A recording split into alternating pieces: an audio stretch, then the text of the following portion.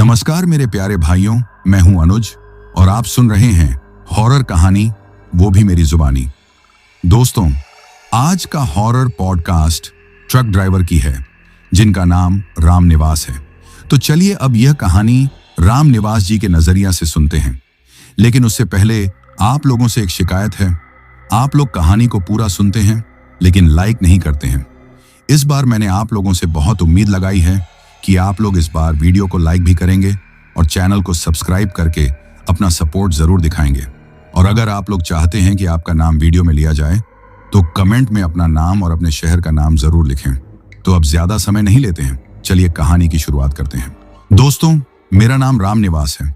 उम्र यही कोई 50 के आसपास होगी। राजस्थान के एक छोटे से गांव का रहने वाला हूं और अपनी पूरी जिंदगी ट्रकों के स्टीयरिंग व्हील के पीछे गुजार दी।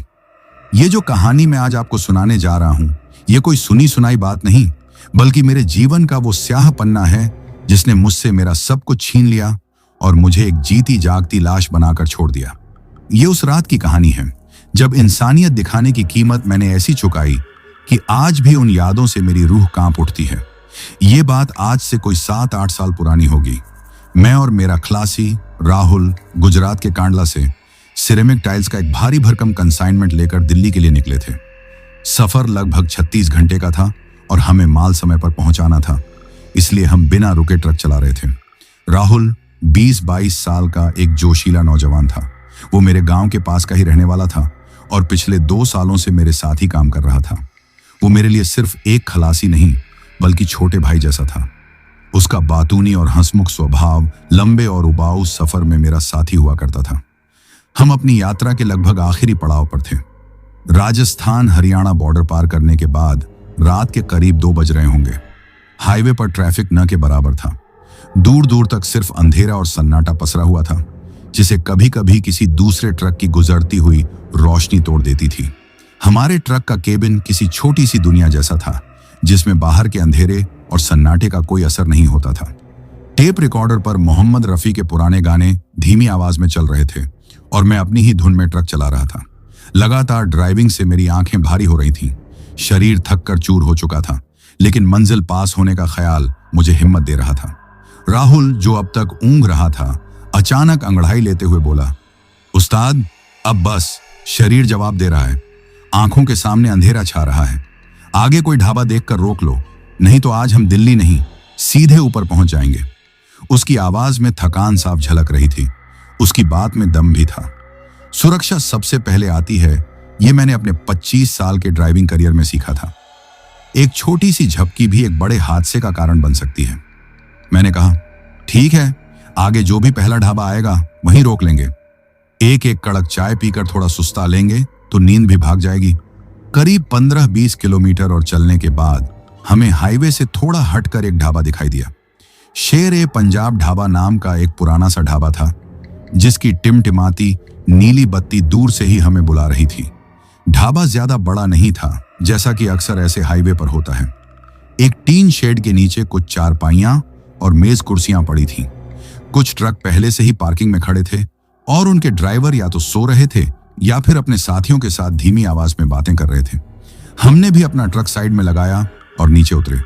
रात की ठंडी हवा हमारे थके हुए शरीरों से टकराई तो एक अजीब सा सुकून मिला। ढाबे का मालिक एक बुजुर्ग सरदार जी थे, जो अपनी गद्दी पर बैठे ऊँघ रहे थे। हमारे आने की आहट से उनकी आंखें खुली। हमने 2 कड़क चाय और दाल रोटी का ऑर्डर दिया। जब तक खाना बन रहा था, हम बाहर पड़ी एक चारपाई पर बैठ गए। ढाबे पर काम करने वाला एक छोटा सा लड़का था, जिसकी उम्र यही कोई 14-15 साल होगी। उसका नाम शायद सूरज था। वो हमारे लिए पानी के 2 गिलास लेकर आया। राहुल ने उससे यूं ही पूछ लिया, क्यों छोटू, रात में यहां डर नहीं लगता? बिल्कुल सुनसान है। वो लड़का हमारी तरफ देखकर सहम गया। उसने अपनी आवाज धीमी करते हुए कहा, डर तो लगता है साहब, खासकर उस कच्ची सड़क की तरफ से जब हवा चलती है तो अजीब अजीब आवाजें आती हैं। उसने पास से ही हाईवे से कट रही एक अंधेरी वीरान सड़क की तरफ इशारा किया।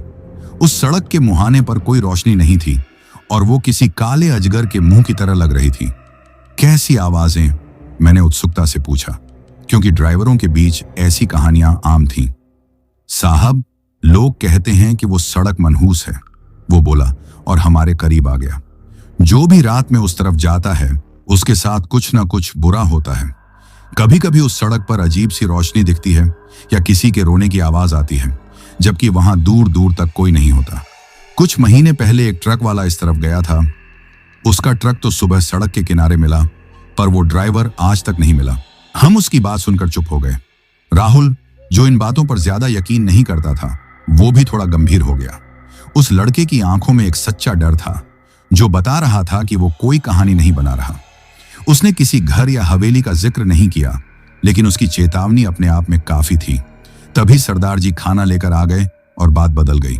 हमने गर्मा गर्म खाना खाया, कड़क चाय पी और करीब 1 घंटे तक वहीं चारपाई पर लेटकर आराम किया। अब हम काफी तरोताजा महसूस कर रहे थे और वापस अपनी मंजिल की ओर बढ़ने के लिए तैयार थे। हम ट्रक की तरफ जा ही रहे थे कि ढाबे के पास अंधेरे में से एक आदमी हमारी ओर बढ़ता हुआ दिखाई दिया। वो हड़बड़ी में लग रहा था, जैसे किसी मुसीबत से भाग रहा हो। उसके साथ एक औरत थी जिसने खुद को एक पुरानी मैले सी शॉल में सिर से पांव तक लपेटा हुआ था। उस औरत की गोद में कुछ था जिसे उसने कसकर अपने सीने से लगा रखा था, शायद एक छोटा बच्चा। वो आदमी हमारे पास आकर हाथ जोड़कर खड़ा हो गया। उसकी सांसें फूली हुई थीं और चेहरे पर बेबसी साफ झलक रही थी। भाई साहब, भगवान के लिए हमारी मदद कर दीजिए, मैंने पूछा। क्या हुआ भाई? इस वक्त यहां क्या कर रहे हो? तुम लोग कौन हो? साहब, हमारी गाड़ी खराब हो गई है, उसने हाईवे की तरफ एक पुरानी खटारा कार की ओर इशारा करते हुए कहा, जो हमसे काफी दूर खड़ी थी।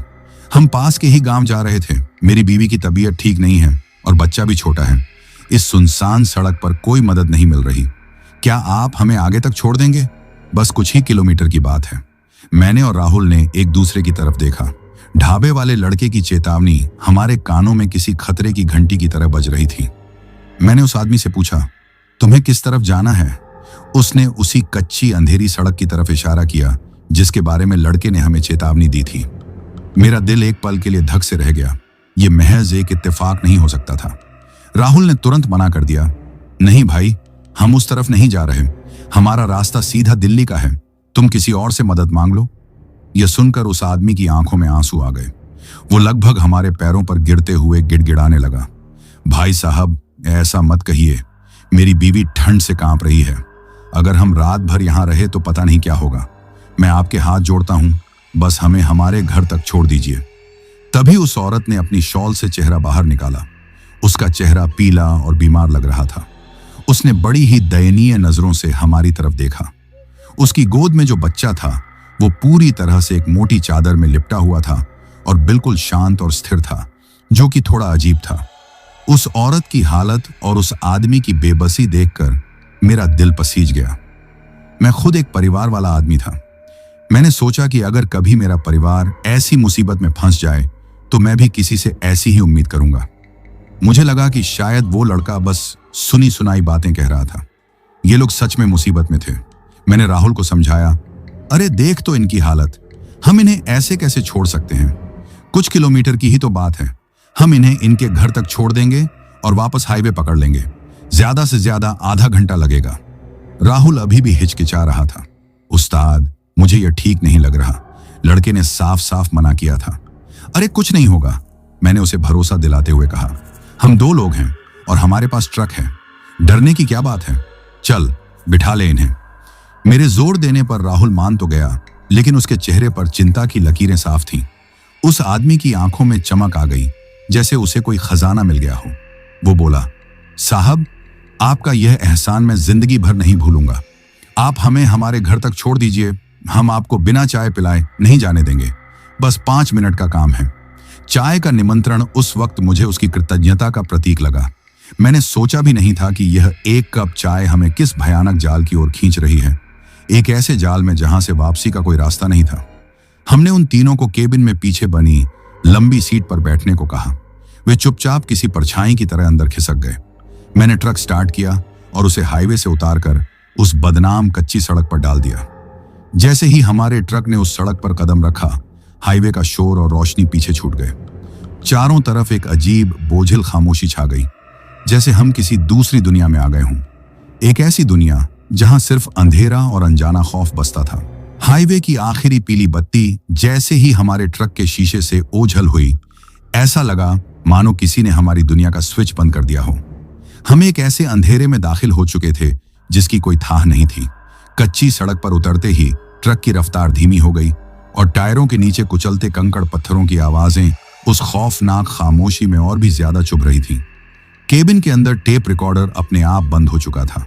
अब सिर्फ इंजन की भारी भरकम घर घर आहट थी जो हमारे धड़कते हुए दिलों की आवाज को दबाने की नाकाम कोशिश कर रही थी। सड़क के दोनों तरफ झाड़ियों और बेतरतीब उगे हुए पेड़ों का एक घना जंगल था। चांद की रोशनी उन घने पेड़ों से छनकर जमीन तक नहीं पहुंच पा रही थी। हमारे ट्रक की हेडलाइट्स ही रोशनी का एकमात्र जरिया थी, लेकिन ऐसा लग रहा था जैसे वो रोशनी भी ज्यादा दूर तक जाने से डर रही हो, जैसे अंधेरा उसे निगल रहा हो। पेड़ों की टेढ़ी मेढ़ी शाखाएं ऐसी लग रही थीं मानो कोई कंकाल अपनी हड्डी वाली बाहें फैलाकर हमारा स्वागत कर रहा हो। हवा इतनी ठंडी और भारी हो गई थी कि मैंने केबिन के शीशे ऊपर चढ़ा लिए। फिर भी वो ठंडक मेरे जिस्म के अंदर तक महसूस हो रही थी। मैंने कसकर स्टीयरिंग व्हील को पकड़ रखा था। मेरे हाथ पसीने से भीग रहे थे। मेरे बगल में बैठा राहुल पत्थर की मूर्ति बना हुआ था। उसकी आंखें सामने सड़क पर थीं, लेकिन मुझे पता था कि वो सड़क नहीं, बल्कि उस अंधेरे में छुपे किसी अनजाने खतरे को तलाश रहा था। उस्ताद, करीब 5 मिनट की बोझिल खामोशी के बाद राहुल ने फुसफुसाते हुए कहा। उसकी आवाज में एक अनजाना डर था जो मैंने पहले कभी नहीं सुना था। मेरा दिल बहुत घबरा रहा है। ये जगह बिल्कुल ठीक नहीं है। इन लोगों को यहीं उतार कर वापस चलते हैं उस्ताद। हाथ जोड़ता हूं आपके। चुप रह, मैंने भी दबी आवाज में उसे डांटा, लेकिन मेरी अपनी आवाज में वो हिम्मत नहीं थी जो मैं दिखाना चाहता था। अब उन्हें इस बीच जंगल में कैसे छोड़ दें? बस उनका घर आ जाए, फिर एक पल भी नहीं रुकेंगे यहां। लेकिन मैं खुद जानता था कि मैं अपने आप को ही तसल्ली दे रहा था। इस वीराने में कोई घर कैसे हो सकता है? मैंने साइड वाले शीशे से पीछे की सीट पर बैठे उस परिवार पर नजर डालने की कोशिश की।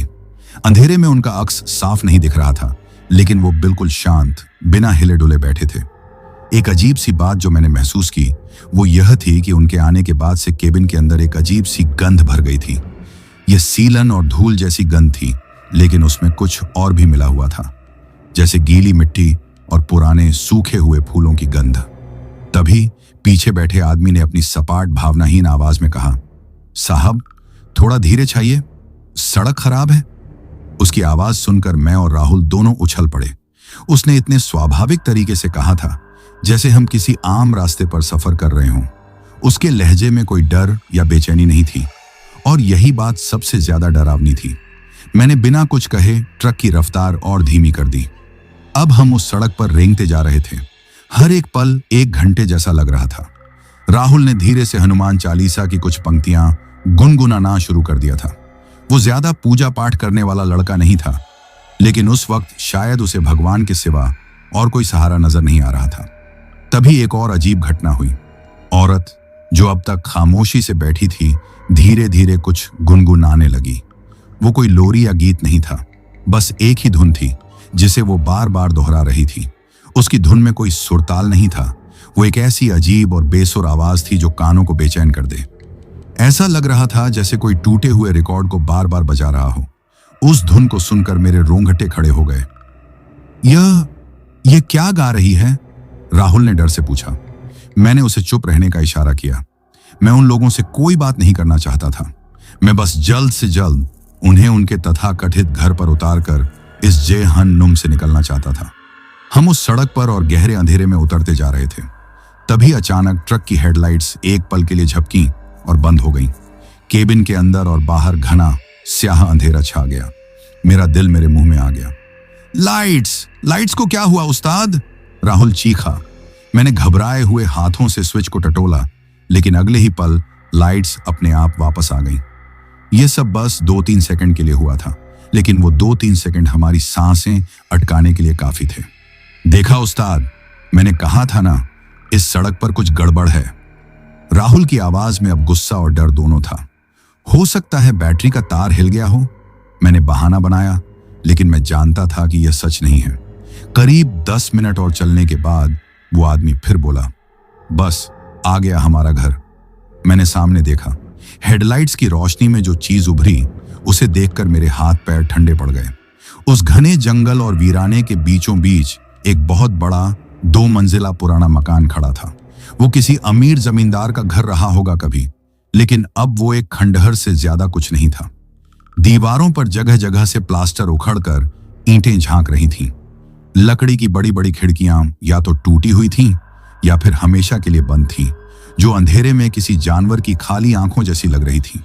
घर के चारों तरफ जंगली घास और झाड़ियां इतनी बढ़ गई थीं कि ऐसा लग रहा था जैसे वो घर को धीरे धीरे निगल रही हों।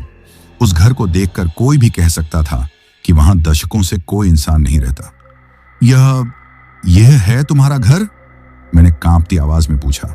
यह तो खंडहर है, बाहर से ऐसा ही लगता है, आदमी ने शांति से जवाब दिया। हम गरीब लोग हैं साहब, जैसा भी है हमारा घर तो है। आइए उतरिए। मेरा ट्रक उस घर के टूटे हुए गेट के सामने खड़ा था। मेरे दिमाग में सिर्फ एक ही ख्याल आ रहा था, भागो, यहां से भागो। राहुल ने कसकर मेरा हाथ पकड़ लिया। उस्ताद, भगवान के लिए ट्रक से नीचे मत उतरना, ये कोई जाल है। ट्रक वापस घुमा लो उस्ताद, अभी भी वक्त है। मैंने फैसला कर लिया।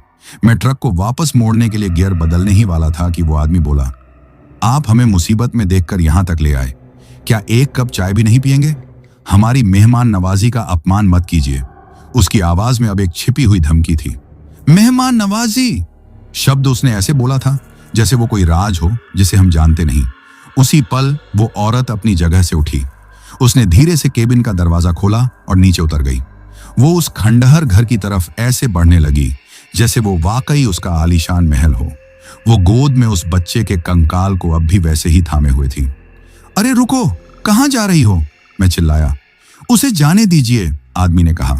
वो चाय का इंतजाम करने गई है, आप भी आइए। मैं और राहुल एक दूसरे का चेहरा देख रहे थे। हम बुरी तरह फंस चुके थे। मेरे दिमाग में एक अजीब सी कशमकश चल रही थी।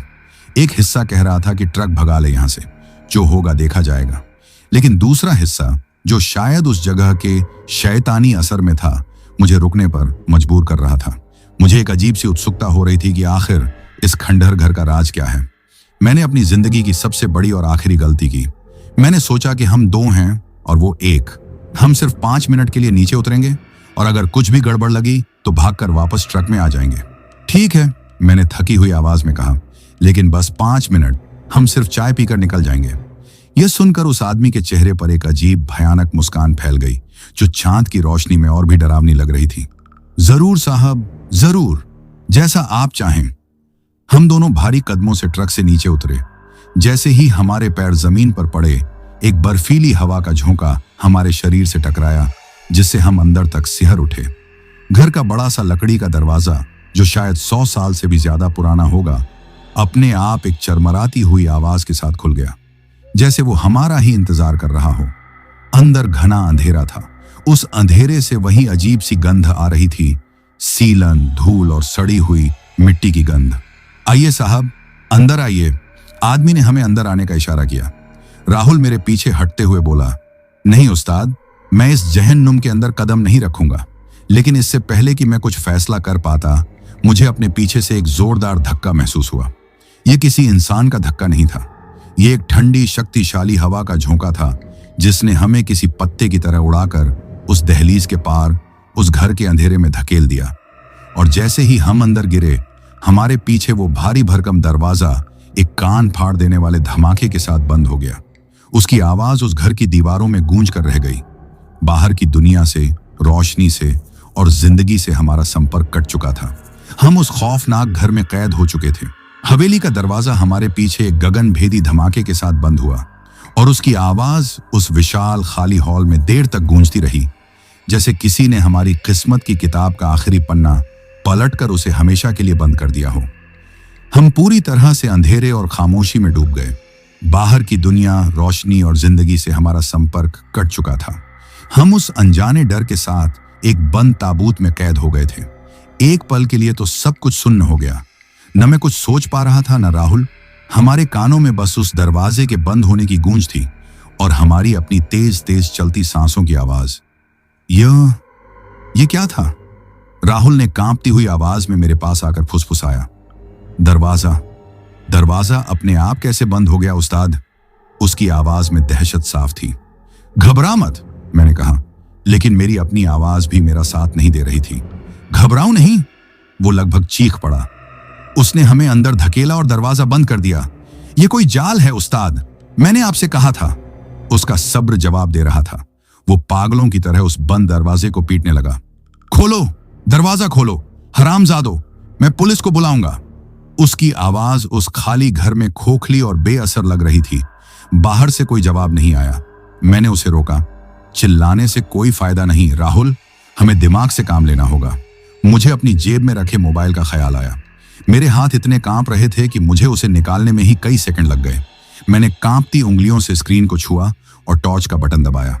एक पतली सफेद रोशनी की लकीर ने उस घने अंधेरे को चीरा और रोशनी फैलते ही जो मंजर हमें दिखा वो किसी भी इंसान के होश उड़ाने के लिए काफी था। हम एक बहुत बड़े किसी पुराने बॉल रूम जैसे हॉल में खड़े थे।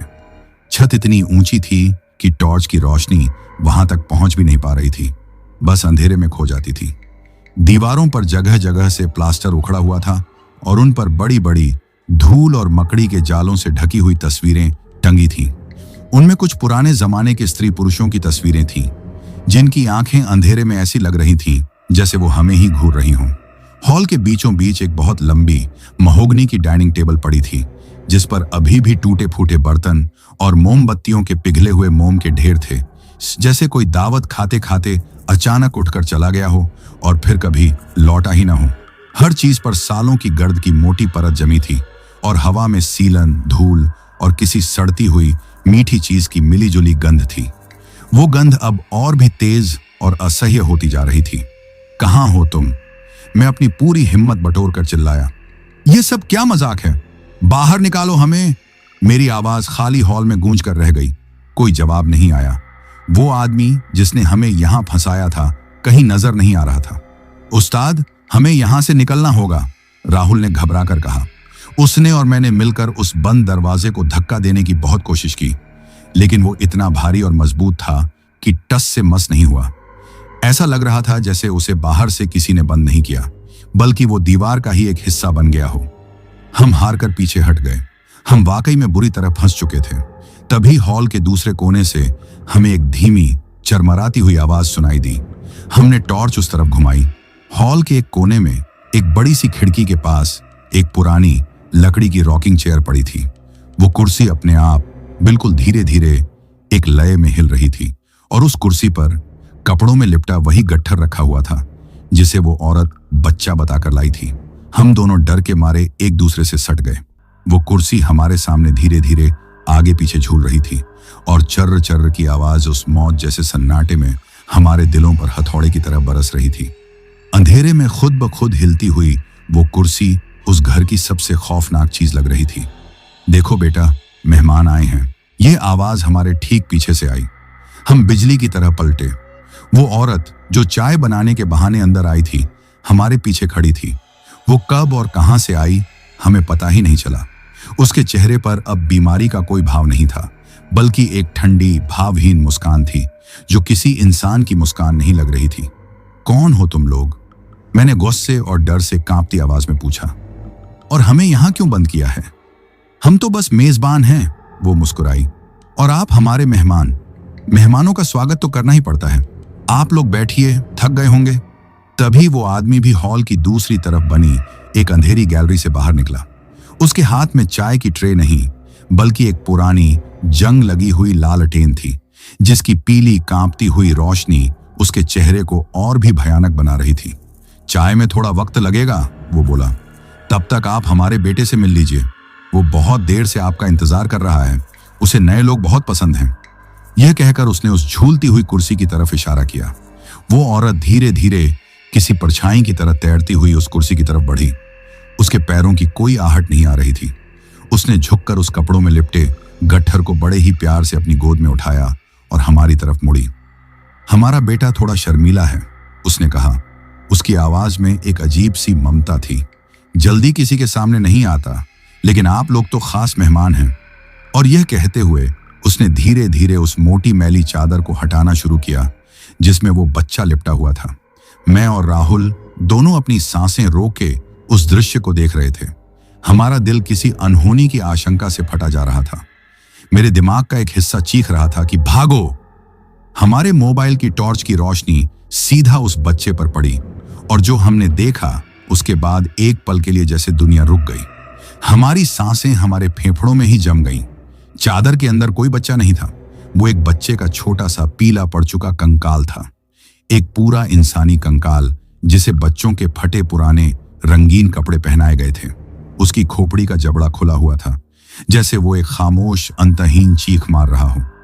उसकी आंखों के खाली गड्ढे अंधेरे से भरे हुए थे और ऐसा लग रहा था जैसे वो हमें ही घूर रहे हों, हमारे अंदर के डर को पी रहे हों। वो औरत उस कंकाल को ऐसे अपनी गोद में लिए खड़ी थी जैसे वो कोई जिंदा सोता हुआ बच्चा हो।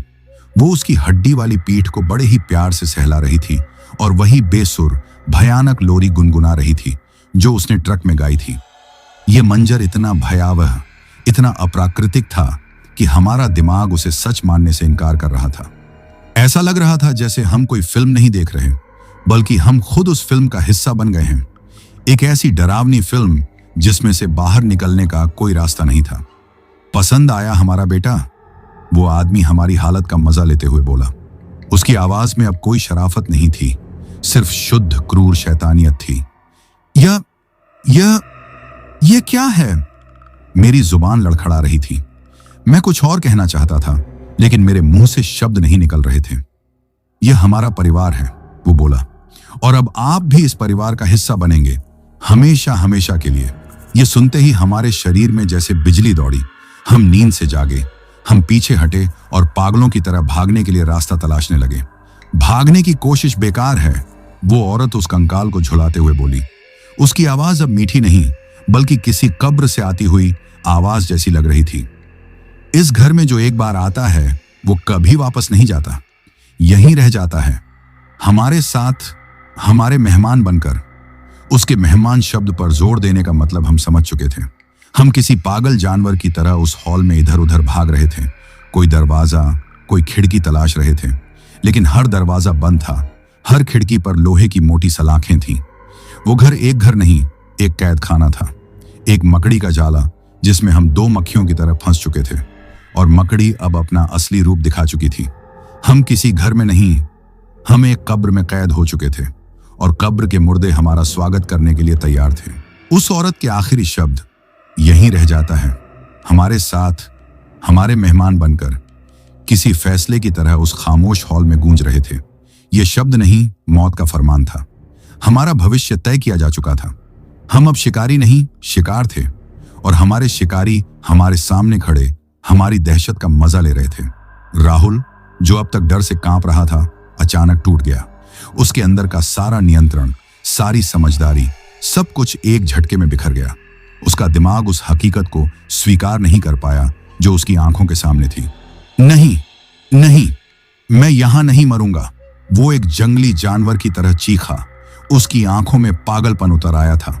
उसने मुझे धक्का दिया और उस हॉल में पागलों की तरह भागने लगा। वो हर दरवाजे को पीटने लगा, हर दीवार को टटोलने लगा, बाहर निकलने का कोई रास्ता ढूंढने लगा। राहुल, रुक जा, पागल मत बन, मैं उसके पीछे चिल्लाया। मैं जानता था कि इस तरह घबराने से हम और भी बड़ी मुसीबत में फंस जाएंगे, लेकिन वो मेरी सुनने की हालत में नहीं था।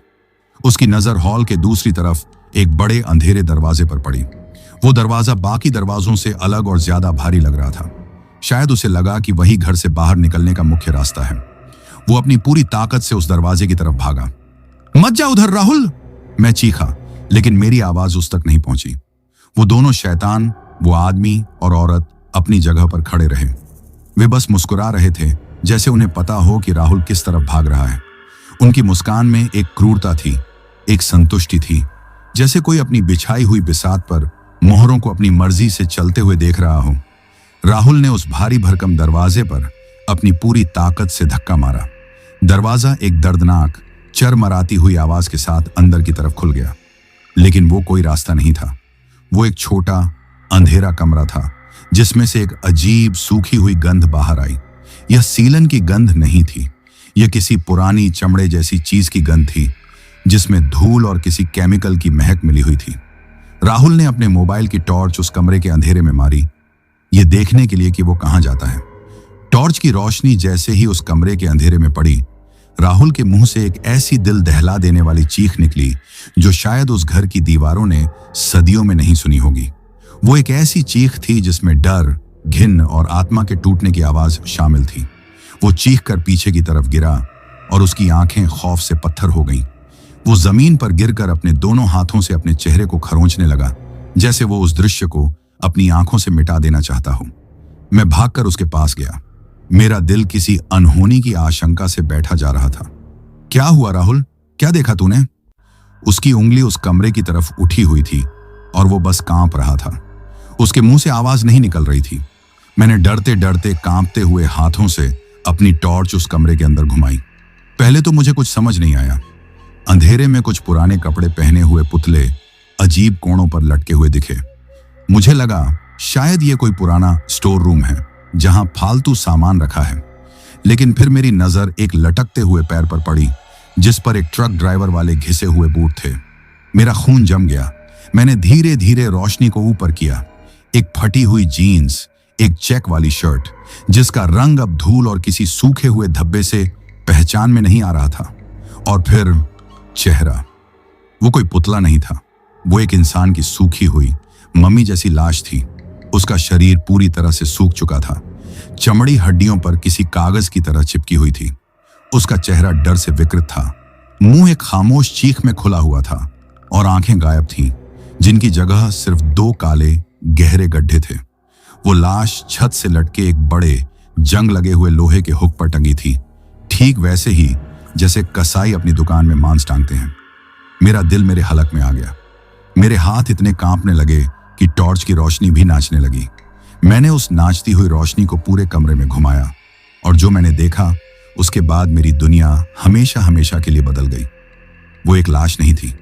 उस छोटे से कमरे की छत से दर्जनों लाशें लटकी हुई थीं। मर्द, औरतें, बूढ़े, सब के सब उसी तरह सूखे हुए मम्मी बन चुके थे। उनके कपड़े बता रहे थे कि वो सब भी हमारी तरह ही मुसाफिर रहे होंगे। कुछ के कपड़े ट्रक ड्राइवरों जैसे थे, कुछ ने साड़ियां पहन रखी थीं। एक लाश तो किसी फौजी की वर्दी में थी। वो सब एक खामोश भयानक सेना की तरह कतार में लटके हुए थे। वो एक घर का स्टोर रूम नहीं बल्कि एक अजायब घर था। उन शैतानों के शिकारों का, उनकी जीतों का, उनकी क्रूरता का एक खौफनाक अजायब घर। अब मुझे ढाबे वाले लड़के की बात का एक एक शब्द याद आ रहा था। वो पागल ट्रक वाला जो घर, चाय, लाशें बड़बड़ाता रहता था। वो पागल नहीं था, वो उन चंद खुशकिस्मतों में से एक था जो इस जहन्नुम को देखकर भी किसी तरह बच निकला था, भले ही अपना दिमागी संतुलन खोकर। आज हम उसी की जगह पर खड़े थे। हमारा भी यही हश्र होने वाला था। हम भी इसी कमरे में किसी हुक पर लटकने वाले थे। राहुल अब भी जमीन पर पड़ा सिसक रहा था। उसका दिमाग उस सदमे को बर्दाश्त नहीं कर पाया था। वो लगभग बेहोशी की हालत में था। मैंने उस लाशों से भरे कमरे से अपनी नजरें हटाईं और उन 2 शैतानों की तरफ देखा। वे अब भी वहीं खड़े थे। उनके चेहरों पर वही शांत, क्रूर मुस्कान थी। हमारे बाकी मेहमान पसंद आए, उस आदमी ने कहा। थोड़े शांत स्वभाव के हैं पर अब यहीं रहते हैं। बड़ी अच्छी दोस्ती हो जाएगी आप लोगों की। उसकी बातें मेरे कानों में किसी पिघले हुए शीशे की तरह उतर रही थीं। मुझे एहसास हुआ कि हम अब सिर्फ कैद में नहीं थे, हम कतार में थे, अपनी बारी का इंतजार कर रहे थे। मेरे अंदर का सारा डर अचानक एक अजीब सी सनक में बदल गया। मेरे पास अब खोने के लिए कुछ नहीं था सिवाय अपनी जान के, और मैं उसे इतनी आसानी से देने वाला नहीं था। मैंने राहुल को झकझोरा जो अब लगभग बेसुध हो चुका था। राहुल उठ, हमें यहां से निकलना है। मैंने उसे अपनी पूरी ताकत से उठाया। उसका शरीर किसी बोरी की तरह भारी हो रहा था। मैंने लाशों वाले कमरे का दरवाजा जोर से बंद कर दिया, जैसे उस दरवाजे को बंद करने से वो खौफनाक हकीकत भी कैद हो जाएगी। अब खेल शुरू होगा, वो औरत फुसफुसाई, और ये कहते ही वे दोनों हमारी तरफ बढ़ने लगे। अब उनकी चाल में वो बनावटीपन नहीं था।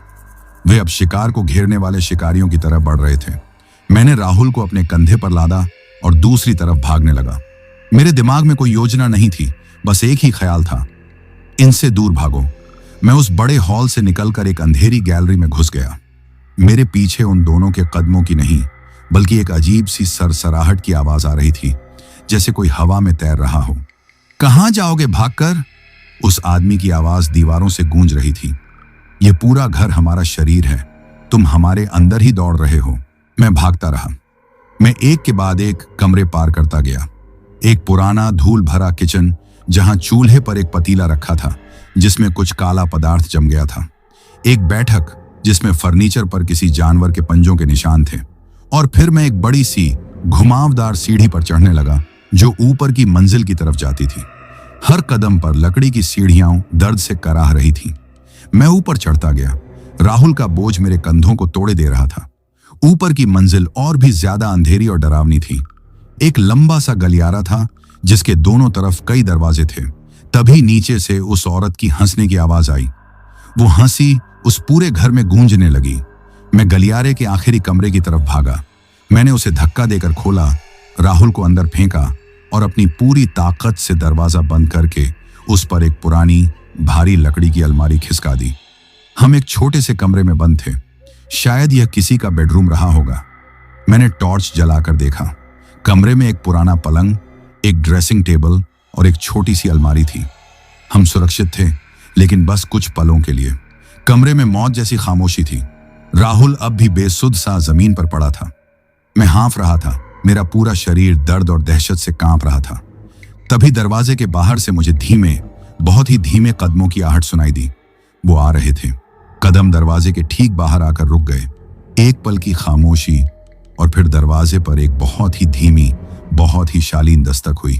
और उसके बाद उस आदमी की वही शांत, ठंडी आवाज दरवाजे के पार से आई, जैसे वो हमारे कान में ही फुसफुसा रहा हो। दरवाजा खोलिए मेहमान जी, खेल का अगला हिस्सा शुरू होने वाला है। दरवाजे पर हुई वो 3 धीमी, शालीन दस्तकें किसी हथौड़े की तरह मेरे दिल पर पड़ी। बाहर से आई उस आदमी की शांत, ठंडी आवाज, दरवाजा खोलिए मेहमान जी, खेल का अगला हिस्सा शुरू होने वाला है। मेरे कानों में किसी जहरीले तीर की तरह चुभ गई। वो हमें डरा नहीं रहा था, वो हमें धमका भी नहीं रहा था। वो तो बस हमें बता रहा था, जैसे कोई कसाई अपने जानवर को बताता है कि अब कटने की बारी तुम्हारी है। मैं उस भारी अलमारी पर अपनी पीठ टिकाए खड़ा था, जिसे मैंने और राहुल ने मिलकर दरवाजे के सामने खिसकाया था। मेरा पूरा शरीर कांप रहा था। राहुल, जो अब तक लगभग बेसुध सा था, उस आवाज को सुनकर होश में आने लगा। उसने अपनी खौफजदा आंखें खोली और मेरी तरफ देखा। उस्ताद, वो आ गए। चुप रह, मैंने फुसफुसाते हुए कहा। एकदम चुप। हमने अपनी सांसें रोक लीं, इस उम्मीद में कि शायद वो हमें मरा हुआ समझकर चले जाएंगे। लेकिन हम कितने बड़े मूर्ख थे। हम ये भूल गए थे कि हम इंसानों से नहीं, शैतानों से लड़ रहे थे। दरवाजे के बाहर एक पल की खामोशी छा गई। फिर उस खामोशी को चीरते हुए एक फुसफुसाहट शुरू हुई, जो लकड़ी के दरवाजे के पार से छनकर अंदर आ रही थी। रामनिवास, ये उस औरत की आवाज थी। उसने मेरा नाम लिया, मेरा पूरा नाम। यह सुनकर मेरे पैरों तले जमीन खिसक गई। उसे मेरा नाम कैसे पता चला? तुम्हारी बेटी गुड्डी घर पर तुम्हारा इंतजार कर रही है रामनिवास। सोच रही है मेरे पापा कब आएंगे, मेरे लिए गुड़िया लेकर आएंगे। मेरे दिमाग पर जैसे किसी ने हथौड़ा मार दिया। गुड्डी मेरी 8 साल की बेटी का नाम था, जिसे मैं प्यार से बुलाता था। यह बात मेरे और मेरे परिवार के सिवा कोई नहीं जानता था। वो शैतान सिर्फ हमारे जिस्म पर नहीं, हमारी आत्मा के अंदर झांक सकते थे। वे हमारी सबसे कमजोर नसों को जानते थे और उन्हें ही दबा रहे थे। राहुल, अब उस आदमी की आवाज आई। तेरी माँ ने कहा था ना कि इस बार दिल्ली से लौटकर अपनी नौकरी छोड़ देना।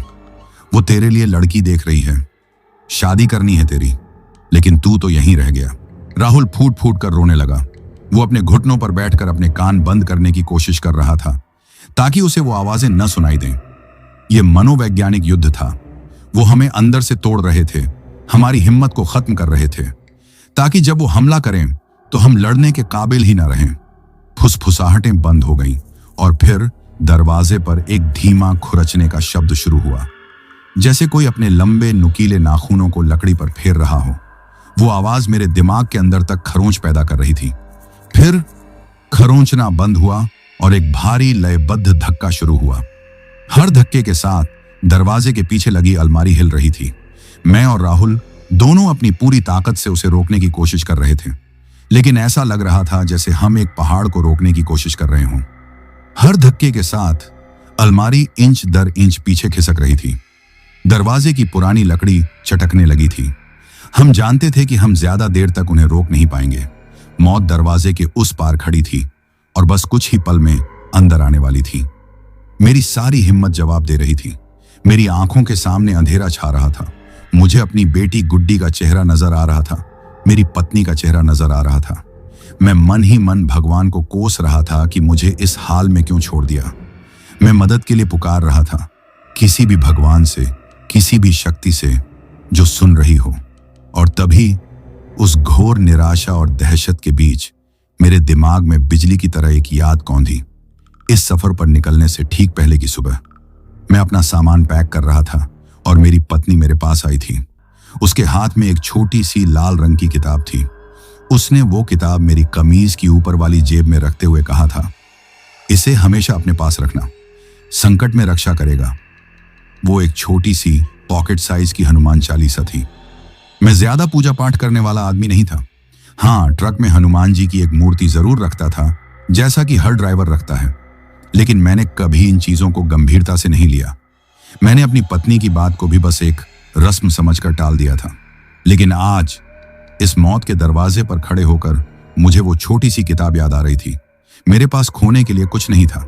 मैंने एक हाथ से अलमारी पर जोर लगाए रखा और दूसरे हाथ से कांपते हुए अपनी जेब टटोली। मेरी उंगलियां उस छोटी सी चौकोर किताब से टकराईं। उसे छूते ही ऐसा लगा जैसे किसी ने बर्फीले पानी में मेरे हाथ में एक जलता हुआ कोयला रख दिया हो। एक अजीब सी झुनझुनी मेरे पूरे शरीर में दौड़ गई। मैंने वो हनुमान चालीसा बाहर निकाली। उस अंधेरे कमरे में वो लाल किताब किसी उम्मीद की किरण की तरह लग रही थी। वो मेरे घर की, मेरी दुनिया की, मेरी पत्नी के विश्वास की एक निशानी थी। मुझे नहीं पता था कि क्या करना है। दरवाजे पर धक्के और तेज होते जा रहे थे। अलमारी अब लगभग 1 फुट पीछे खिसक चुकी थी। मैंने कांपते हुए उस किताब को खोला। मेरी आंखों से आंसू बह रहे थे और अक्षर धुंधले नजर आ रहे थे। मैंने अपनी टूटी हुई, घबराई हुई आवाज में पढ़ना शुरू किया। जो भी पहली पंक्ति मुझे याद आई, श्री गुरु चरण सरोज रज निज मनु मुकुरु सुधारी। मेरी आवाज किसी मरते हुए आदमी की आखिरी फुसफुसाहट जैसी थी, लेकिन जैसे ही वो पवित्र शब्द मेरे मुंह से निकले, एक चमत्कार हुआ। दरवाजे के बाहर से एक दिल दहला देने वाली चीख की आवाज आई। वो किसी इंसान की चीख नहीं थी, वो दर्द और गुस्से से भरी एक आत्मा की चीख थी। और दरवाजे पर पड़ने वाले धक्के अचानक रुक गए। अलमारी पर से सारा दबाव गायब हो गया। बाहर एक गहरा सन्नाटा छा गया। मैं और राहुल हैरान होकर एक दूसरे को देखने लगे। क्या यह मेरा वहम था या सच में कुछ हुआ था? मैंने हिम्मत की। मैंने अपनी आवाज को और ऊंचा किया और इस बार पूरे विश्वास के साथ पढ़ना शुरू किया। जय हनुमान ज्ञान गुण सागर, जय कपीस तिहु लोक उजागर। मैं जैसे जैसे पढ़ता जा रहा था, मुझे अपने अंदर एक अनजानी ताकत महसूस हो रही थी। मेरा डर कम हो रहा था। राहुल, जो अब तक रो रहा था, अब चुप होकर मुझे देख रहा था। जैसे ही मैंने चौपाई खत्म की, दरवाजे के बाहर से फिर से वही भयानक चीखें आने लगी। लेकिन इस बार वो गुस्से की नहीं, बल्कि तकलीफ की चीखें थीं। ऐसा लग रहा था जैसे कोई उन पर उबलता हुआ पानी डाल रहा हो। और फिर सब कुछ शांत हो गया। वो चले गए थे, कम से कम कुछ देर के लिए। मैं हांफता हुआ जमीन पर बैठ गया। मेरे हाथ में वो छोटी सी किताब किसी ढाल की तरह थी। राहुल मेरे पास आया। उसकी आंखों में अब डर के साथ साथ एक अजीब सी हैरानी और उम्मीद थी। उस्ताद, ये कैसे हुआ? हनुमान जी, मेरे मुंह से बस इतना ही निकला। हमें एक हथियार मिल गया था, एक उम्मीद मिल गई थी। हम जानते थे कि वो वापस आएंगे, लेकिन अब हम निहत्थे नहीं थे। कुछ देर की खामोशी के बाद हमने फैसला किया कि हमें इस कमरे के बारे में जानना चाहिए जहां हमें पनाह मिली थी। यह कमरा घर के बाकी हिस्सों से थोड़ा अलग था। यहाँ धूल कम थी और चीजें थोड़ी सलीके से रखी थीं। यह शायद घर के मालिक का स्टडी या निजी कमरा रहा होगा। कमरे में एक पुरानी लकड़ी की मेज थी। मैंने उसकी दराजें खोलकर देखी। उनमें कुछ पुराने पीले पड़ चुके कागजात थे, लेकिन एक दराज में मुझे एक पुरानी चमड़े की जिल्द वाली डायरी मिली। मैंने कांपते हाथों से डायरी खोली। उसमें किसी औरत की सुंदर लिखावट में कुछ लिखा हुआ था। तारीखें बहुत पुरानी थीं, लगभग 60-70 साल पहले की। मैंने टॉर्च की रोशनी में उसे पढ़ना शुरू किया। राहुल मेरे पास बैठकर सुनने लगा। वो डायरी उस घर में रहने वाली औरत की थी। उसका नाम प्रिया था। डायरी के शुरू के पन्ने बहुत ही खुशहाल थे। उसने अपने पति ओम और अपने 5 साल के बेटे मोहन के बारे में लिखा था। उन्होंने यह घर शहर के शोर शराबे से दूर एक शांत जिंदगी जीने के लिए खरीदा था। वो अपनी छोटी सी दुनिया में बहुत खुश थे, लेकिन जैसे जैसे यह उस औरत की आखिरी प्रार्थना थी, एक मां की अपने बच्चे को बचाने की गुहार, जो एक भयानक श्राप में बदल गई थी। उनकी अकेलेपन की पीड़ा और एक मेहमान की चाहत ने उन्हें उन शैतानों में बदल दिया था जो अब हर आने वाले मुसाफिर को अपना मेहमान बनाकर हमेशा के लिए अपने साथ रख लेते थे। जैसे ही मैंने डायरी का आखिरी शब्द पढ़ा, कमरे में जल रही मोमबत्ती जो हमें किसी दराज में मिली थी, अचानक से हिंसक रूप से कांपने लगी और बुझ गई। कमरा फिर से अंधेरे में डूब गया और उस अंधेरे में हमारे ठीक पीछे कमरे के कोने से एक बच्चे की फुसफुसाहट भरी आवाज आई, अब आप भी हमारे साथ रहोगे। उस बच्चे की फुसफुसाहट, अब आप भी हमारे साथ रहोगे, किसी बर्फीली छुरी की तरह उस अंधेरे कमरे की खामोशी को चीर गई। यह आवाज किसी एक कोने से नहीं, बल्कि हर कोने से एक साथ आ रही थी, जैसे उस कमरे की दीवारें ही हमसे बात कर रही हों। हम जिस कमरे को अपनी पनाहगाह समझ रहे थे, वो भी उसी शैतानी जाल का एक हिस्सा था। हम एक पिंजरे से निकलकर दूसरे पिंजरे में आ गए थे। मैं और राहुल डर के मारे एक दूसरे से सटकर खड़े हो गए। मैंने अपनी टॉर्च चारों तरफ घुमाई, लेकिन कमरे में कोई नहीं था, बस वही पुराना फर्नीचर और दीवारों पर नाचती हमारी डरी हुई परछाइयां। कौन कौन है? राहुल ने कांपती आवाज में पूछा। जवाब में हमें एक बच्चे के खिलखिलाकर हंसने की आवाज सुनाई दी। वो हंसी इतनी मासूम थी कि किसी भी आम परिस्थिति में सुनकर दिल खुश हो जाता, लेकिन उस अंधेरे भुतहा कमरे में वो हंसी किसी भी चीख से ज्यादा खौफनाक लग रही थी। हंसने की आवाज कमरे में घूम रही थी, कभी हमारे दाएं से आती, तो कभी बाएं से, तो कभी छत से। तभी फर्श पर कुछ लुढ़कने की आवाज हुई। हमने टॉर्च नीचे की तो देखा कि एक पुरानी छोटी सी लकड़ी की खिलौना गाड़ी अपने आप चल रही थी। वो धीरे धीरे लुढ़कती हुई हमारे पैरों के पास आकर रुक गई। यह उस बच्चे की आत्मा थी, मोहन। वो हमारे साथ खेल रहा था, मौत का खेल। मेरा दिमाग सुन्न हो गया था, लेकिन मेरे हाथ में कसकर पकड़ी हुई हनुमान चालीसा की छोटी सी किताब में एक हल्की सी गर्माहट थी। मुझे याद आया कि मेरे पास एक हथियार है। मैंने अपनी कांपती हुई आवाज में, लेकिन पूरी ताकत से फिर से हनुमान चालीसा का पाठ शुरू कर दिया। संकट कटई मिटय सब पीरा, जो सुमिरई हनुमत बलबीरा। जैसे ही ये शब्द मेरे मुंह से निकले, वो खौफनाक हंसी अचानक एक दर्द भरी सिसकी में बदल गई।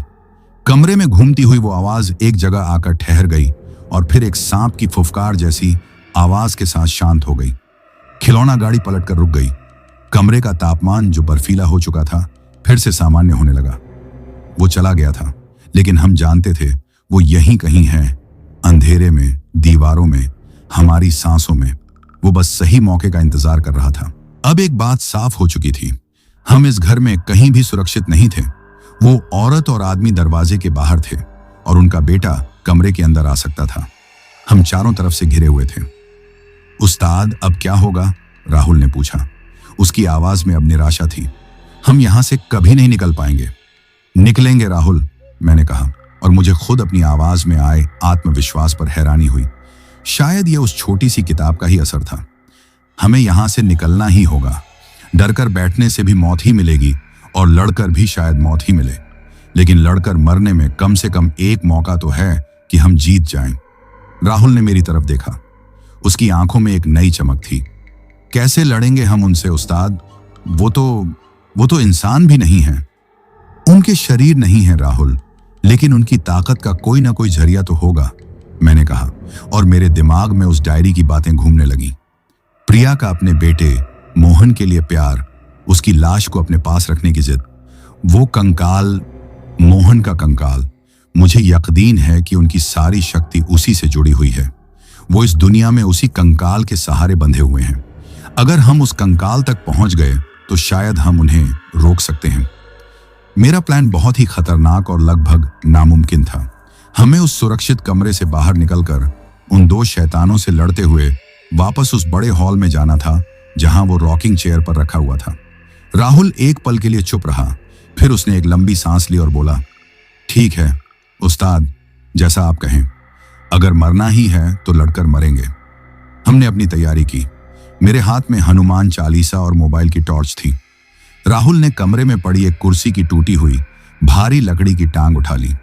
यह एक मामूली सा हथियार था, लेकिन उस वक्त हमें वही किसी ब्रह्मास्त्र जैसा लग रहा था। मैंने एक गहरी सांस ली। मैं लगातार चालीसा पढ़ता रहूंगा। तुम मेरे साथ रहना, बिल्कुल पीछे, कुछ भी हो, रुकना मत। राहुल ने सिर हिलाया। हमने मिलकर दरवाजे के सामने से अलमारी को हटाया। दरवाजा खोलते ही बाहर का अंधेरा और वो सड़ी हुई गंध फिर से हम पर हावी हो गई। हम उस छोटे से कमरे से निकलकर उस लंबे अंधेरे गलियारे में आ गए और तभी वो घर जैसे जी उठा। गलियारे के दूसरे छोर पर अंधेरे में से दो आकृतियां उभरी। वो ओम और प्रिया थे, लेकिन अब वो इंसान नहीं लग रहे थे। उनके शरीर किसी धुएं की तरह लहरा रहे थे। उनकी आंखें लाल अंगारों की तरह चमक रही थीं और उनके चेहरे गुस्से और नफरत से विकृत हो चुके थे। उन्होंने हम पर सीधा हमला नहीं किया। वे बस खड़े रहे और मुस्कुराते रहे, और फिर घर ने हम पर हमला करना शुरू कर दिया। दीवारों पर लगी पुरानी तस्वीरों में मौजूद चेहरों की आंखें घूमने लगीं और वे हमें घूरने लगे। कुछ तस्वीरों से तो खून की काली बूंदें टपकने लगीं। हमारे पैरों के नीचे की लकड़ी की फर्श ऐसे चरमराने लगी जैसे वो अभी टूटकर नीचे गिर जाएगी। गलियारे में रखे पुराने फूलदान और मूर्तियां अपने आप हिलने लगीं और हमारी तरफ आकर गिरने लगीं। मैं ऊंची आवाज में लगातार हनुमान चालीसा का पाठ कर रहा था। भूत पिशाच निकट नहीं आवे, महावीर जब नाम सुनावे। मेरी आवाज जैसे एक सुरक्षा कवच का काम कर रही थी। जो भी चीज हमारी तरफ आती वो हमारे शरीर से कुछ इंच पहले ही किसी अनदेखी दीवार से टकराकर टूट जाती या दूर जा गिरती। लेकिन यह कवच हमें सिर्फ बचा रहा था, आगे बढ़ने का रास्ता नहीं दे रहा था। उस्ताद, हमें आगे बढ़ना होगा, राहुल चिल्लाया। हमने हिम्मत करके आगे कदम बढ़ाए। हम जैसे जैसे आगे बढ़ते घर का हमला और तेज होता गया। गलियारे के अलग अलग कमरों के दरवाजे जोर जोर से खुलने और बंद होने लगे, जैसे कोई तूफान आया हो। उन कमरों से बच्चों के रोने, औरतों के चीखने और मर्दों के गुर्राने की आवाजें आने लगीं। वो शायद उन लटकी हुई लाशों की आत्माओं की आवाजें थीं, जिन्हें वो शैतान हमें डराने के लिए इस्तेमाल कर रहे थे। एक पल के लिए मेरे सामने एक भ्रम पैदा हुआ। मुझे गलियारे के अंत में बाहर जाने का दरवाजा दिखा, जिसमें से रोशनी आ रही थी। मुझे अपनी बेटी गुड्डी की आवाज सुनाई दी, पापा आ जाओ। मैं एक पल के लिए रुक गया। मेरा दिल अपनी बेटी के पास जाने के लिए तड़प उठा। उस्ताद, ये जाल है। राहुल ने मेरा हाथ पकड़कर मुझे झकोरा।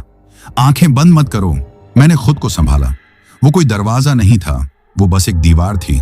वो हमारी भावनाओं के साथ खेल रहे थे। हम उस नरक जैसे गलियारे को पार करते हुए आखिरकार उस घुमावदार सीढ़ी के पास पहुंच गए, जो नीचे हॉल की तरफ जाती थी। सीढ़ियों पर उतरना और भी मुश्किल था। सीढ़ियां कांप रही थीं और दीवारों से ठंडे हड्डी जैसे हाथ निकलकर हमें पकड़ने की कोशिश कर रहे थे। मेरा गला सूख रहा था। मेरी आवाज बैठने लगी थी। हर चौपाई को पढ़ने में मुझे अपनी पूरी ताकत लगानी पड़ रही थी। राहुल मेरे पीछे ढाल बनकर चल रहा था और लकड़ी के उस डंडे से उन हाथों पर वार कर रहा था। जैसे तैसे गिरते पड़ते हम उन सीढ़ियों से उतरकर वापस उस बड़े हॉल में पहुंच गए। हॉल अब पहले से भी ज्यादा भयानक लग रहा था। सारा फर्नीचर हवा में तैर रहा था। डाइनिंग टेबल उल्टी हो चुकी थी और कुर्सियां दीवारों से टकरा रही थी। और बीचों बीच उस रॉकिंग चेयर के सामने वो दोनों खड़े थे, ओम और प्रिया। वे अब धुएं जैसे नहीं थे। उनके शरीर ठोस और भयानक रूप ले चुके थे। वे आम इंसानों से कहीं ज्यादा लंबे लग रहे थे। उनके हाथ घुटनों तक पहुंच रहे थे और उंगलियां किसी चाकू की तरह तेज और नुकीली हो गई थीं। उनकी लाल आंखें नफरत से जल रही थीं। वे अपने बेटे, अपने खजाने, अपने कंकाल की रक्षा के लिए खड़े थे। मैं सीढ़ियों के आखिर में खड़ा था, हाँफ रहा था और अपनी पूरी बची खुची ताकत से हनुमान चालीसा का पाठ कर रहा था। मेरी आवाज एक सुरक्षा कवच बना रही थी, जिसके आगे वो दोनों शैतान नहीं आ पा रहे थे। वे गुर्रा रहे थे, हवा में अपने नुकीले पंजे मार रहे थे, लेकिन उस अदृश्य दीवार को पार नहीं कर पा रहे थे। हम एक भयानक गतिरोध में फंस गए थे। हम अपने लक्ष्य तक पहुंच तो गए थे, लेकिन हमारा लक्ष्य उन दो राक्षसों के पीछे था। हम उन तक पहुंचने के लिए अपना सुरक्षा कवच नहीं तोड़ सकते थे और कवच के अंदर रहकर हम उन तक पहुंच नहीं सकते थे। मेरी हिम्मत अब जवाब दे रही थी। मेरी आवाज लड़खड़ाने लगी थी। हर पल के साथ वो शैतान और ज्यादा शक्तिशाली लग रहे थे और मेरा विश्वास कमजोर पड़ता जा रहा था। ऐसा लग रहा था कि यह लड़ाई हम हारने वाले हैं। हम एक भयानक गतिरोध में फंस गए थे।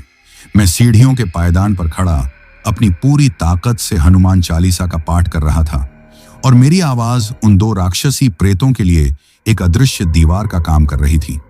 लेकिन मेरी हिम्मत अब जवाब दे रही थी। मेरा गला छिल चुका था, मुंह में शब्द सूख रहे थे और आंखों के सामने अंधेरा छा रहा था।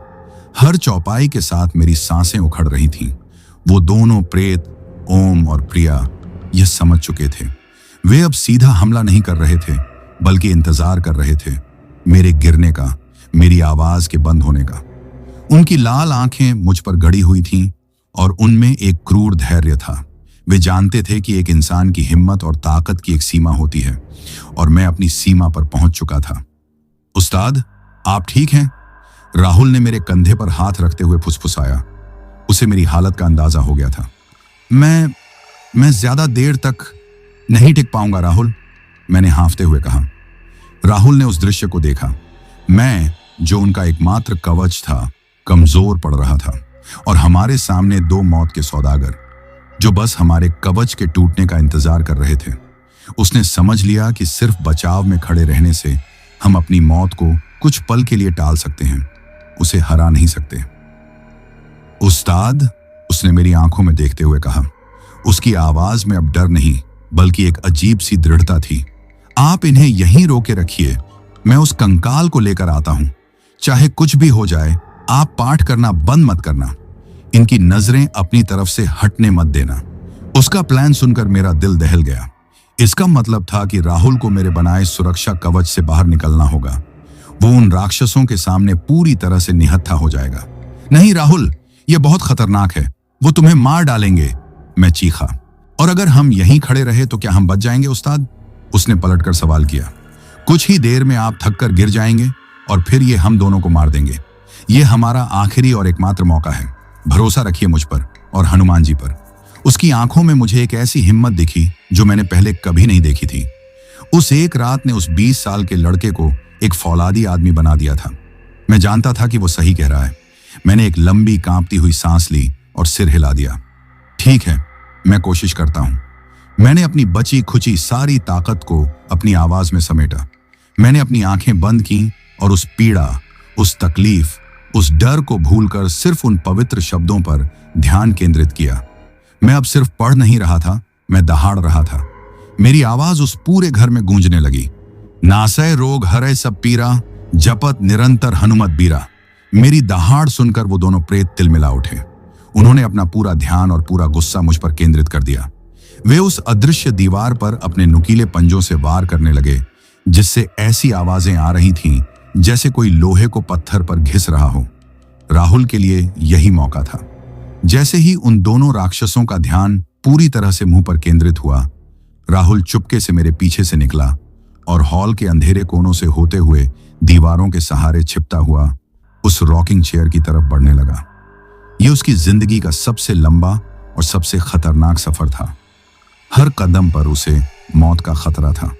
अगर उन प्रेतों ने उसे देख लिया तो वो उसे एक पल में चीर फाड़ कर रख देते। मैं उन्हें अपनी आवाज के जाल में उलझाए हुए था, लेकिन मेरी नजरें राहुल पर ही थीं। मैंने देखा कि कैसे एक तैरती हुई कुर्सी ने उसका रास्ता रोकने की कोशिश की, कैसे फर्श पर से एक हाथ निकलकर उसका पैर पकड़ने के लिए बढ़ा, कैसे दीवारों पर टंगी तस्वीरों ने उसे देखकर चीखना शुरू कर दिया। लेकिन राहुल रुका नहीं। उसकी नजरें सिर्फ अपने लक्ष्य पर थीं। वो रॉकिंग चेयर जिस पर इस सारे फसाद की जड़ वो छोटा सा कंकाल बैठा हुआ था। आखिरकार वो उस कुर्सी तक पहुंच गया। उसने एक पल के लिए उस कंकाल को देखा। एक नन्हा सा कंकाल जो कभी एक जीता जागता हंसता खेलता बच्चा था। राहुल के चेहरे पर एक पल के लिए दर्द का भाव आया, लेकिन फिर उसने खुद को संभाला। उसने आगे बढ़कर उस कंकाल को छुआ और जिस पल राहुल के जिंदा हाथों ने उन मुर्दा हड्डियों को छुआ, उस घर में जैसे भूकंप आ गया। ओम और प्रिया, जो अब तक मुझ पर हमला कर रहे थे, अचानक दर्द और तकलीफ से ऐसे चीखे जैसे उन पर हजारों बिच्छुओं ने एक साथ डंक मार दिया हो। उनके राक्षसी शरीर हवा में बुरी तरह से छटपटाने लगे। उनकी शक्ति का स्रोत किसी और के हाथ में था और यह पीड़ा वो बर्दाश्त नहीं कर पा रहे थे। बाहर, इसे बाहर लेकर चल राहुल, मैं अपनी पूरी ताकत से चिल्लाया। मुझे अंदर से एक आवाज आई कि इस श्राप का अंत इस घर के बाहर ही होगा। राहुल ने उस कंकाल को उठाया और मुख्य दरवाजे की तरफ भागा। यह देखकर वो दोनों प्रेत और भी ज्यादा खतरनाक हो गए। वे अब किसी भी कीमत पर हमें रोकना चाहते थे। घर की हर चीज हम पर हमला करने लगी। छत से प्लास्टर और लकड़ी के टुकड़े गिरने लगे। फर्श ऐसे कांपने लगा जैसे वो अभी फट जाएगा। दीवारें चटकने लगी। वो घर जो उनका शरीर था अब खुद ही बिखर रहा था। हम दोनों गिरते पड़ते उस मुख्य दरवाजे तक पहुंचे। वो दरवाजा जो अंदर आते वक्त अपने आप बंद हो गया था, अब जाम हो चुका था। धक्का मार, मैंने चिल्लाया। हम दोनों ने मिलकर अपनी पूरी ताकत से उस दरवाजे पर धक्का मारा। एक बार, दो बार लकड़ी के चरमराने की आवाज आई और तीसरी बार में दरवाजा एक भयानक आवाज के साथ टूट गया। हम दोनों बाहर की तरफ गिरे, उस घर के अंधेरे से निकलकर बाहर की ठंडी नम हवा में। हम जंगली घास और मिट्टी पर पड़े हुए थे। हम जख्मी थे, थके हुए थे, टूटे हुए थे, लेकिन हम जिंदा थे और राहुल के हाथों में अब भी वो छोटा सा कंकाल था। हम जैसे ही बाहर गिरे, हमारे पीछे वो घर कांपना बंद हो गया। सब कुछ शांत हो गया। मैंने आसमान की तरफ देखा। रात का अंधेरा अब छूट रहा था। पूरब की दिशा में एक हल्की सी नारंगी रंग की लकीर उभर आई थी। सुबह होने वाली थी और तभी सुबह की पहली किरण ने उस जंगल को चीरते हुए जमीन पर कदम रखा। वो पवित्र सुनहरी रोशनी सीधा राहुल के हाथों में रखे उस कंकाल पर पड़ी। कोई धमाका नहीं हुआ, कोई आवाज नहीं आई। बस वो कंकाल धीरे धीरे रेत की तरह बिखरने लगा। हड्डियां धूल में बदलने लगीं और सुबह की हवा उस धूल को अपने साथ उड़ाकर ले गई। कुछ ही पलों में वहां कुछ भी नहीं बचा। मोहन को मुक्ति मिल गई थी। हमने अपने सामने देखा, घर के दरवाजे पर ओम और प्रिया की आत्माएं खड़ी थीं। लेकिन अब वो राक्षस नहीं थे। वो बस एक थके हुए उदास पति पत्नी थे। उनके शरीर पारदर्शी थे। उनकी आंखों में अब नफरत और गुस्सा नहीं था। वहां सिर्फ शांति थी, एक गहरी सदियों की थकी हुई शांति और शायद कृतज्ञता भी थी। उन्होंने हमारी तरफ देखकर धीरे से अपने हाथ जोड़े, जैसे हमें धन्यवाद कह रहे हों। और फिर जैसे जैसे सूरज की रोशनी तेज होती गई, उनके शरीर हवा में घुलते गए और हमेशा हमेशा के लिए गायब हो गए। वो श्राप खत्म हो चुका था। वो घर अब सिर्फ एक खाली टूटा फूटा मकान था। हम दोनों, मैं और राहुल, एक दूसरे के सहारे खड़े हुए। हमारे पास बोलने के लिए कुछ नहीं था। हम बस उस उगते हुए सूरज को देख रहे थे जो हमारे लिए एक नई जिंदगी लेकर आया था। हम लंगड़ाते हुए अपने ट्रक तक पहुंचे, जो एक वफादार दोस्त की तरह हमारा इंतजार कर रहा था। घर वापस आने का सफर खामोशी में बीता। हमने एक दूसरे से एक शब्द भी नहीं कहा। कहने और सुनने के लिए कुछ बचा भी नहीं था। हमने जो देखा था, जो महसूस किया था, वो शब्दों से परे था। हमने कभी किसी को उस रात की पूरी कहानी नहीं बताई। कौन हमारी बात पर यकीन करता? लोग हमें पागल ही समझते। उस घटना के बाद राहुल ने हमेशा के लिए ट्रक चलाना छोड़ दिया। वो अपने गांव लौट गया और खेती बाड़ी करने लगा। मैं भी ज्यादा दिन तक ट्रक नहीं चला पाया। वो रात मेरे हौसले को तोड़ चुकी थी। मैंने भी ट्रक बेच दिया और अब अपने गांव में एक छोटी सी दुकान चलाता हूं। वो रात मुझसे मेरा पेशा, मेरा आत्मविश्वास, मेरे मन की शांति सब कुछ छीन कर ले गई। लेकिन वो मुझे एक चीज देकर भी गई जो आज मेरे पास सबसे कीमती है, अटूट विश्वास। उस छोटी सी लाल रंग की हनुमान चालीसा पर विश्वास, जिसे मेरी पत्नी ने मेरी जेब में रखा था। आज भी जब रात होती है तो मुझे वो घर, वो लटकी हुई लाशें और वो कंकाल याद आते हैं। लेकिन फिर मुझे हनुमान जी का वो रूप भी याद आता है जिसने दो साधारण इंसानों को शैतानों से लड़ने की ताकत दी। और मैं समझ जाता हूं कि इस दुनिया में अगर अंधेरा है तो रोशनी भी है, अगर शैतान है तो भगवान भी है। बस विश्वास रखने की जरूरत है। तो दोस्तों, यह कहानी यही खत्म हुई। अब जिन भाइयों ने अपना नाम वीडियो में कमेंट किया था, उनका नाम लेते हैं। सचिन भाई रोहतास बिहार से, कृष सचदेवा, मोक्ष सचदेवा भाई कोटकपुरा पंजाब से, नरेंद्र भाई गौरीपुर उत्तर प्रदेश से, सुशांत भाई काठमांडू नेपाल से, सपना देपा जी हल्द्वानी से, सुनील दास भाई रांची झारखंड से, पंकज कुमार भाई पटियाला पंजाब से, विनोद भाई चेन्नई से, राकेश भाई झारखंड से, निमिषा जी मुंबई से, गोविंदा जाटव भाई दिल्ली से, ललिता कावरे जी खामगांव महाराष्ट्र से, विजय कावरे भाई खामगांव महाराष्ट्र से, राहुल सिंह तंवर भाई भिवानी से, राजीव कुमार नायक भाई रायरंगापुर ओडिशा से, बाबू मंडल भाई राउरकेला से, चंद्रशेखर भाई नागपुर से, धनेश्वर शिंदे भाई पुणे महाराष्ट्र से, प्रेम भाई सिक्किम से, राजीव शर्मा भाई मध्य प्रदेश रेवा से, आस्तिक पटेल भाई इंदौर मध्य प्रदेश से, योगेश भाई हिमाचल प्रदेश शिमला से, नरपत राव भाई राजस्थान से, किशन सिंह भाई गोरखपुर से, अनिल चौहान भाई सिवान बिहार से, गौतम भाई औरैया उत्तर प्रदेश से, अतिश मिश्राम भाई नागपुर महाराष्ट्र से, राहुल भाई चंडीगढ़ से, असफाक भाई नयापुरा से, ड्रैकेट भाई ओडिशा से, ताजवली खान और मुस्तफा खान भाई यूनाइटेड किंगडम से, देवा भाई वाणखेड़े यतोमाल से, कुंती दास जी झारखंड से, रविंद्र भाई आगरा से, मजीद भाई मालदीव से, राशिद खान भाई फैजाबाद से, शिवा केवट भाई राजस्थान से, राहुल भाई ओडिशा से, सानिया जी इंडिया से, सलीम पीर मोहम्मद भाई राजस्थान से, दीप सैनी भाई खरार पंजाब से, लोकेश भाई अलीगढ़ उत्तर प्रदेश से, अंबुज मिश्रा भाई नोएडा से, धीरेन्द्र पाल भाई लखीमपुर खीरी से, नितिन वर्मा भाई दिल्ली से, दिनेश चौहान भाई बुरहानपुर मध्य प्रदेश से, अब्दुल भाई आंध्र प्रदेश से, अरविंद कुमार भाई दिल्ली से, मनाश्विनी पांडा भाई अरुणाचल प्रदेश से, जोशीम भाई वेस्ट बंगाल से, राणुगिरी जी दुबई से, गुलाब सिंह भाई भोपाल से, करण सुनवार भाई नेपाल से, रेज्यूम कमकी भाई अरुणाचल प्रदेश से, आलोक कुमार भाई दिल्ली से, अभिषेक श्रीवास्तव भाई आगरा से, रवि त्रिपाठी भाई लखनऊ से, बाबू मोनी जी असम गोहपुर से, मोड़ा सीर भाई रांची से, संगीत जी भानपुरा दिल्ली से, पटेल जसवंत भाई सूरत से, आशिक भाई जोधपुर राजस्थान से, समीर अहमद भाई सऊदी अरब से, रितेश कुमार भाई उत्तर प्रदेश से, आदित्य भाई सतारा से, मौसमी सिंह जी मोतिहारी बिहार से, रवि कुमार भाई यमुनानगर हरियाणा से, साहिल मारू भाई सूरत गुजरात से, सुनील बस्तोला भाई ऑस्ट्रेलिया से, वरुण भाई फरीदाबाद से, दानिश खान भाई औरंगाबाद से, सुनील नालावादे भाई मुंबई ईस्ट से, मिहिर और भाव्या अहमदाबाद गुजरात से, अविनाश भाई सतना से, अनीता शर्मा जी गुजरात अहमदाबाद से, विनोद गुरुंग भाई दुबई से, संजय भाई अंसोल से, और जिन भाइयों ने अपना नाम कमेंट किया है लेकिन उनका नाम वीडियो में नहीं लिया गया है, तो भाइयों आप लोग टेंशन ना लें, आप लोगों का नाम अगली वीडियो में जरूर लिया जाएगा। और अगर आप लोग भी चाहते हैं कि आपका नाम वीडियो में लिया जाए तो अपना नाम और अपने शहर का नाम वीडियो में कमेंट करें।